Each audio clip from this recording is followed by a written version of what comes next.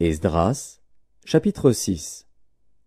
Alors le roi Darius donna ordre de faire des recherches dans la maison des archives où l'on déposait les trésors à Babylone. Et l'on trouva à Achméta, capitale de la province de Médie, un rouleau sur lequel était écrit le mémoire suivant. La première année du roi Cyrus, le roi Cyrus a donné cet ordre au sujet de la maison de Dieu à Jérusalem, que la maison soit rebâtie pour être un lieu où l'on offre des sacrifices et qu'elle ait des solides fondements.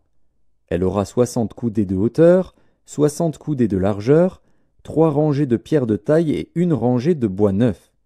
Les frais seront payés par la maison du roi.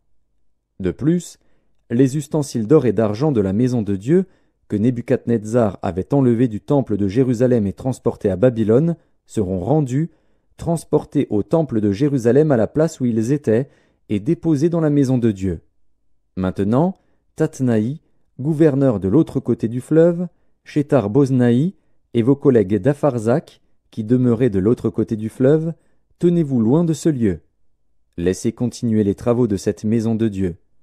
Que le gouverneur des Juifs et les anciens des Juifs la rebâtissent sur l'emplacement qu'elle occupait. Voici l'ordre que je donne touchant ce que vous aurez à faire à l'égard de ces anciens des Juifs pour la construction de cette maison de Dieu. Les frais, pris sur les biens du roi provenant des tribus de l'autre côté du fleuve, seront exactement payés à ces hommes, afin qu'il n'y ait pas d'interruption. Les choses nécessaires pour les holocaustes du Dieu des cieux, jeunes taureaux, béliers et agneaux, froment, sel, vin et huile, seront livrés, sur leur demande, aux sacrificateurs de Jérusalem, jour par jour et sans manquer, afin qu'ils offrent des sacrifices de bonne odeur au Dieu des cieux et qu'ils prient pour la vie du roi et de ses fils. Et voici l'ordre que je donne touchant quiconque transgressera cette parole. On arrachera de sa maison une pièce de bois, on la dressera pour qu'il y soit attaché, et l'on fera de sa maison un tas d'immondices. Que le Dieu qui fait résider en ce lieu son nom renverse tout roi et tout peuple qui étendrait la main pour transgresser ma parole, pour détruire cette maison de Dieu à Jérusalem. Moi, Darius, j'ai donné cet ordre, qu'il soit ponctuellement exécuté.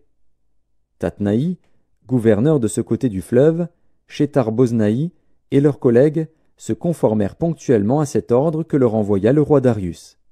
Et les anciens des Juifs bâtirent avec succès, selon les prophéties d'Agé, le prophète, et de Zacharie, fils d'Iddo, ils bâtirent et achevèrent, d'après l'ordre du Dieu d'Israël et d'après l'ordre de Cyrus, de Darius et d'Artaxercès, roi de Perse.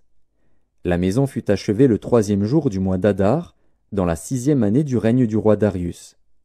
Les enfants d'Israël, les sacrificateurs et les Lévites, et le reste des fils de la captivité firent avec joie la dédicace de cette maison de Dieu.